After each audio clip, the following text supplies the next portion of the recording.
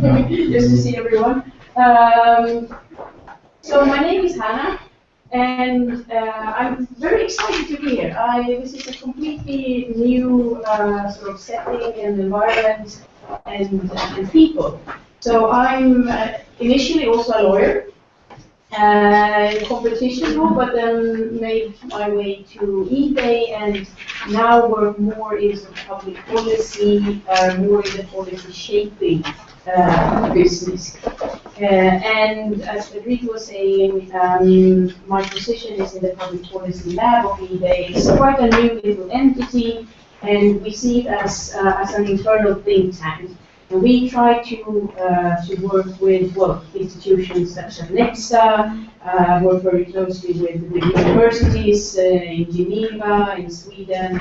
So sort of thinking entities around governments, a little bit of the circle outside governments.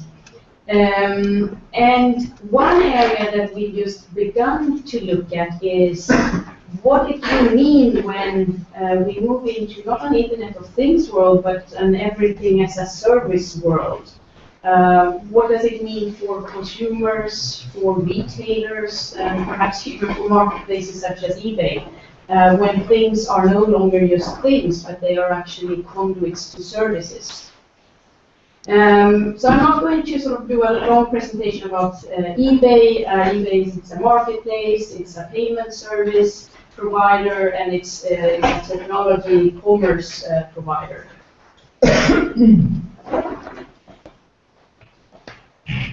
What I hope this lunch seminar will be about is asking questions.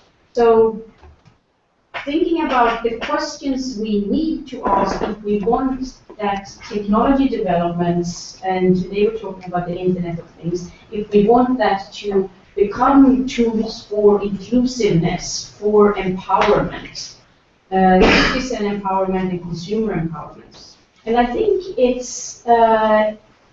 is worthwhile looking at the development of the Internet of Things through the consumer lens. And it's worthwhile because, well, first of all, consumer expenditure, it's quite a large chunk of EU GDP. And consumers are a strong force for driving and shaping markets. And we want to ensure that consumers remain this force for shaping markets, also when markets become even more technology-driven. Cisco estimates that out of the top 4 industries that will account for the largest part of the $14 trillion that they expect the Internet of Everything will generate, the top 2 industries are manufacturing and retailing. And there, of course, the consumer is an important stakeholder. And you know better than I that there are many definitions of the Internet of Things. One way to look at it is to break it down into its parts, and then it almost becomes a robot. And one definition, one description that I enjoyed is by Mike Kuniavsky of the research lab PARC. And he describes this as everyday objects becoming fully fledged citizens of the Internet. And here are a few examples. You've probably seen them too. We have cars that service and fix themselves whenever there is a problem. You have toys that plays with you, shoes that direct you around town, toothbrushes that team up with your dentist to improve your your hygiene, your oral hygiene, and you have umbrellas that sort of alert you to bad weather. So one way, and I hope this picture illustrates it, one way to think about the Internet of Things is by way of a transition, so products transition towards becoming more specific and tied to a service. So in fact, products become service avatars. And the service makes up the majority of the value of this package. So as I was saying, the Internet of Things, it ushers in this everything as a service world. And if you think about it, 3D printing then makes products on-demand services.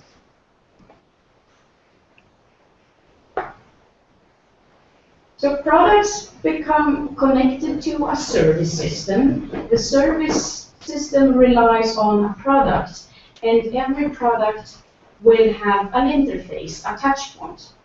And it can be an invisible interface. It can be a space that you move into. Or it can be your smartphone. It can be your smartphone, your iPhone. It can be a screen. It can be whatever. And I think that's quite important to reflect upon, because increasingly the smart product, well, either the touch point can be on the product, but the touch point, the interface, can also be a third-party product. So for your product, for your service, you need access to this third-party interface. It can be Google Glass, it can be eBay connected glass, it can be the Jaguar windscreen, it can be lenses. So this is a horribly long quote for a slide. The substance of it, the heart of it, is how this everything as a service world, how it changes the very nature of things. Connected things can be commanded and controlled. Commanded and controlled to make our lives much easier and safer. And it's my very rudimentary attempts to learn the basics of this that have sort of shown to me how easy it is to wire something so that it can be commanded and controlled, and also how cheap it is becoming to wire and control, to gather large amounts of data through sensors, and to then make something more or less useful out of it. So this is a picture of my rather new friend Hannes, and he's an engineer, and he's been trying to teach me to build robots. And he's doing that. He set up this little robot factory, just evening classes, because he understood from his nephew that at school they don't teach these things. They don't teach, at least not in Sweden, coding. They don't teach, what a little robot is, what it's made up of, what your smartphone actually is, or more or less a robot.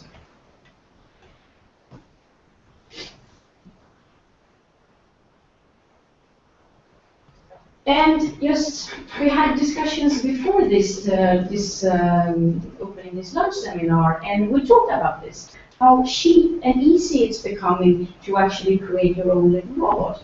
And on the other side, sort of parallel to that, how very complicated some things are getting. Open the sort of the hood of your car, and it's almost impossible to now fix it, whereas it wasn't. What were you saying, Federico, 40 years ago? And illustrating the complexity, I think this sort of extended and rewired value chain does. Because as things become these services avatars, and as we move into an everything as a service world, the value chain changes. The value chain for consumables. So it goes from being this pretty simplistic manufacturer, retailer, and consumer, to also for consumables becoming this much more complex. And I don't like actually picturing it like this way as a chain, because it isn't. It's an ecosystem. It's an ecosystem where the consumer isn't at the end. Doesn't have to be at the end. Can be somewhere part of this. And it is an ecosystem, value chain or an ecosystem with moving parts.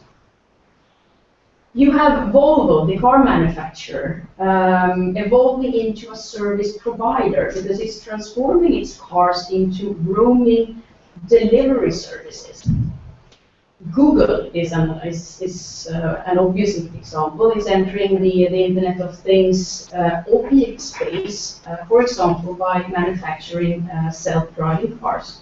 And then you have all the moving around, the collaboration, where companies move into new spaces through collaboration.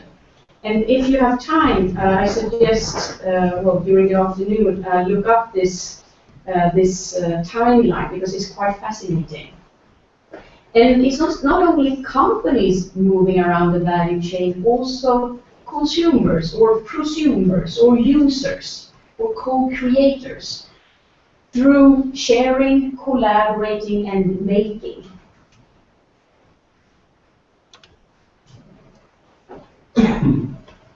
They move outside of the traditional consumer end of the chain position. With the value chain rewired into an ecosystem with multiple stakeholders and with these products becoming these services avatars, you will have, and you have already, new and different power dynamics. The long and complicated, well, the slide with a lot of text, you had Karimi and Atkinson saying that the ability to now command and control physical products and their associated services can make our lives much easier and safer. But it can also fundamentally change things, make them easier and safer, but also in a different direction. One thing they can fundamentally change is the notion or our notion of ownership. So if you can uniquely identify an object and attach a service to it, you can also control that service. And you can attach a service to a product. So what are we buying and selling? What are we owning? A product or a service? And I think that we should consciously think about and ask questions so that we about where we are going. What happens to ownerships, to the bundle of rights that I'll touch upon later.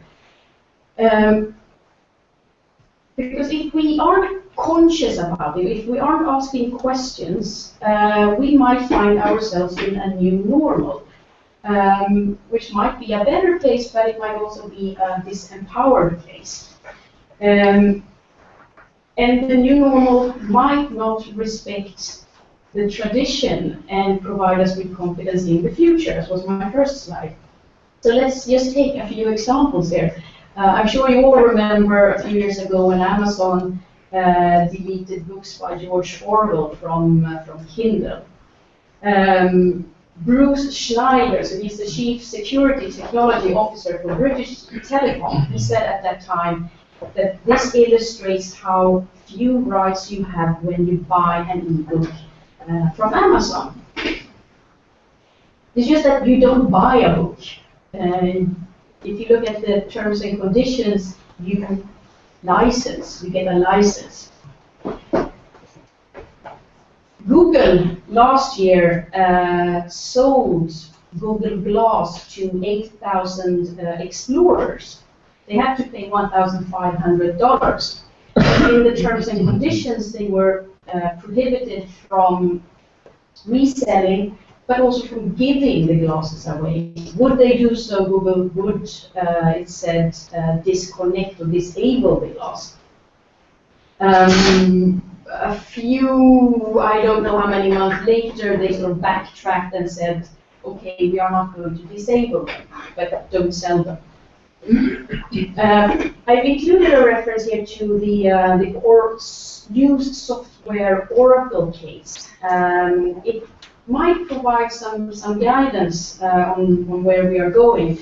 Because in that case, we were talking about licenses. In that case, the court took a broad definition of sale to include what had in this case, been a contract license between Oracle and used software then reselling the software.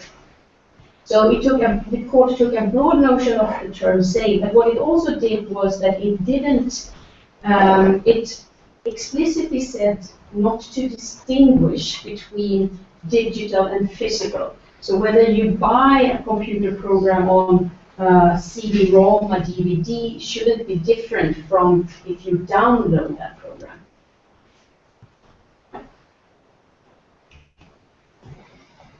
What you see here, far down, the first machine, so it's Keurig, an American coffee maker. It's their new machine, Keurig 2.0. And Keurig 2.0, it contains a scanner, so it reads the lids of the coffee pots. So with the new machine, you can only brew the new Keurig 2.0 coffee, unless you hack it. And there's videos and very detailed descriptions on the internet how to go about to hack the Keurig machine. And I think it's quite amusing. Keurig refers to safety reasons, which I don't think this Keurig hacking community agrees upon. I here refer to the Nintendo case, which is actually quite similar, because there Nintendo installed in its games, in its video games and in its consolers, similar mechanisms to ensure that only Nintendo games can be played on the consoles. And again, so we have a company, PC Box, manufacturing and selling devices that allows you to sort of circumvent these restrictions and play non-Nintendo games. And the question here in this case was whether national law could prevent these circumventing devices. It's a bit difficult to say what it says, but and it's not very, very funny. It's just to illustrate this Nintendo case, where it came down to the purpose of this circumventing device. And actually also suggested by the Advocate General, who gave an opinion in this case, how important the act of playing non-Nintendo games would be. So just as sort of a guidance on where we might be going when products have also this sort of control function. But what I think perhaps is the most interesting example is when services can change the functionality and the appearance of the physical product. Am I okay with time? Yes, sure. You still have about 10 minutes. Yeah, that should be it. And I think Tesla is a very nice example. Tesla almost treats its cars as upgradable computer programs. So even during the product cycle, it pushes out, and I know you all know this, it pushes out software upgrades, providing new features. In September, it pushed out, sort of, it upgraded the Model S car, giving the owner the ability to start the car with a phone, improving the traffic navigation system, and two other features. So your product can be upgraded, your physical thing can be upgraded, which means that it also can be downgraded. And here it's again the used software Oracle case, because there is some interesting language in that case. It talks about the maintenance agreement that came with this software sold from Oracle to used software. And this ruling is that basically that the improvements, the novelties that came with this maintenance agreement, they form part of the the good, the product. So selling it, again, reselling it, you have the right to resell it with these improvements. And one could think about that in the context of whether it's a Tesla car or it's the Mini, where there's been rumors that the seat heating will become this sort of software. So you basically have seat heating, but it's turned on and turned off by the software.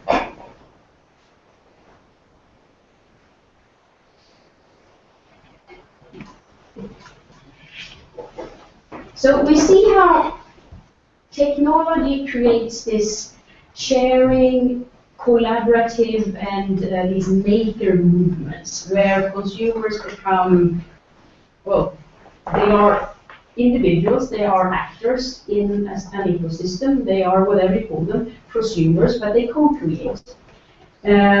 But we also, from the examples, we have examples of the same or similar technology limiting and restricting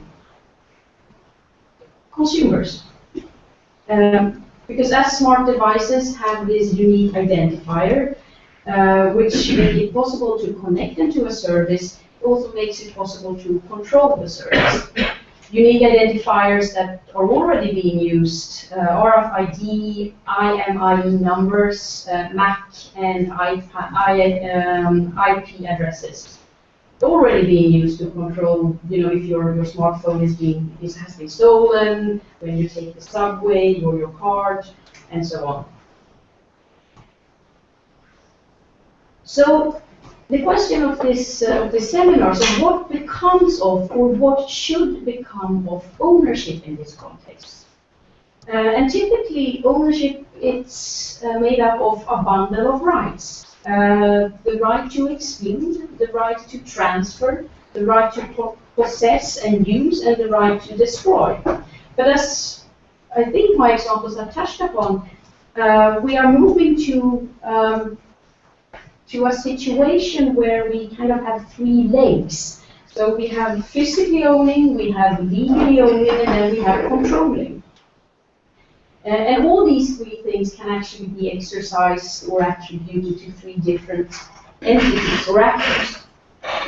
So what I think we need is a conceptual framework for analyzing, for thinking about these rights. And the rights aren't new, but we need to think about them in a slightly new context, the Internet of Things.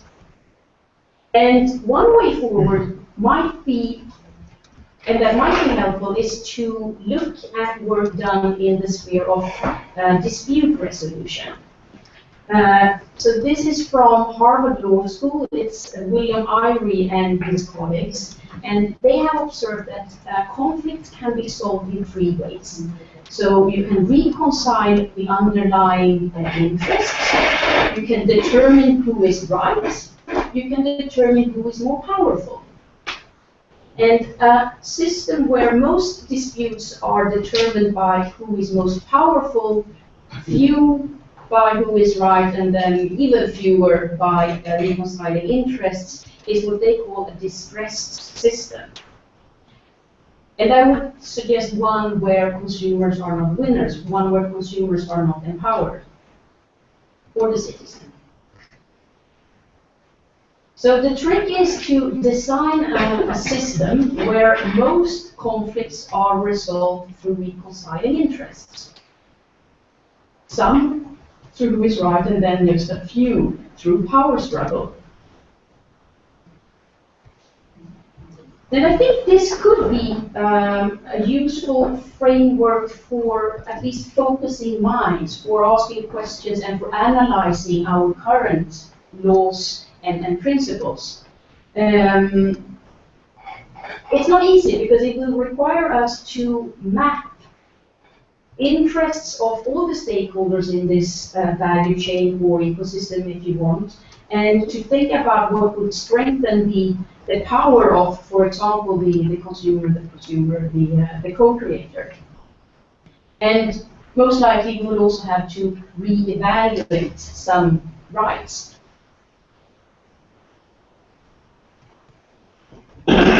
So almost coming to the end, what I would just reiterate here is that, so this is from the European Commission, their consumer agenda. And when I read this, I think about the last word, economy, because I guess that's, you can say economy, you can say society, because that's where the technological developments we'll be talking about come in. And that's what's becoming this connected ecosystem.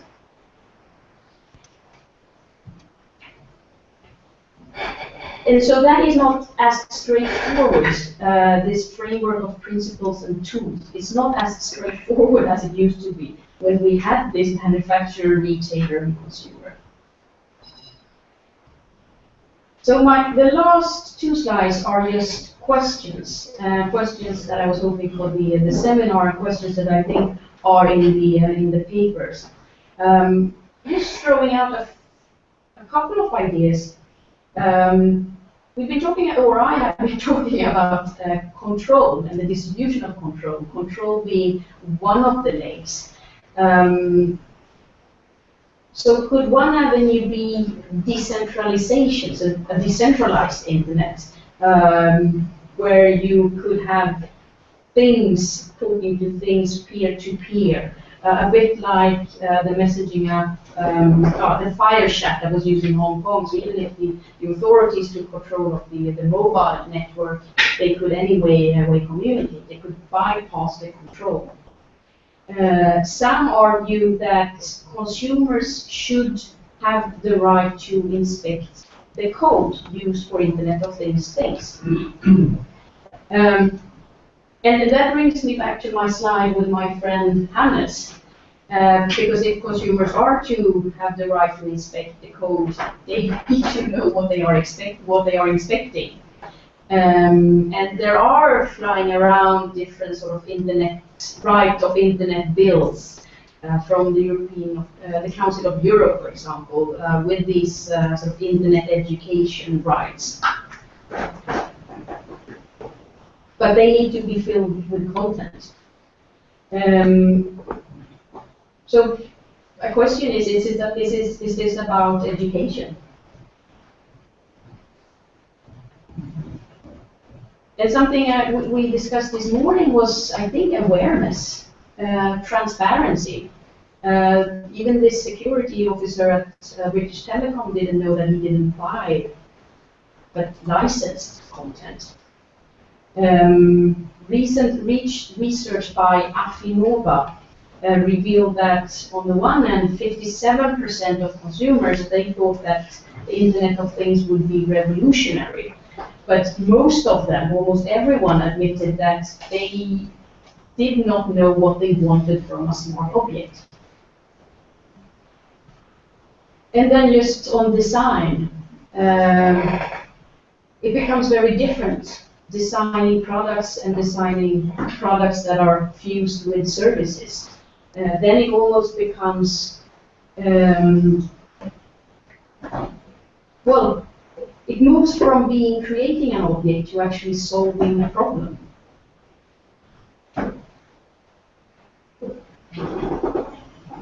And one thing as well is what it all means for the product itself. When it isn't something that we, the 20th century owner, owns, does it change our relationship and perception of the product? Will that change design of products? So I think I hit 30 minutes. Perfect. So I'll leave it with this slide, and I could go back to the other slides if that would be useful. As I hope you heard, a lot of questions and few answers. My presentation is based on a report that a consultant friend of mine has produced with my input, and it is on the it's linked to on the Nexa website. I have 2 copies. 2 of you want one. And I hope this is sort of a starting point for asking questions and identifying research concepts and areas. So thank you for having me. Thank you very much. Thank you.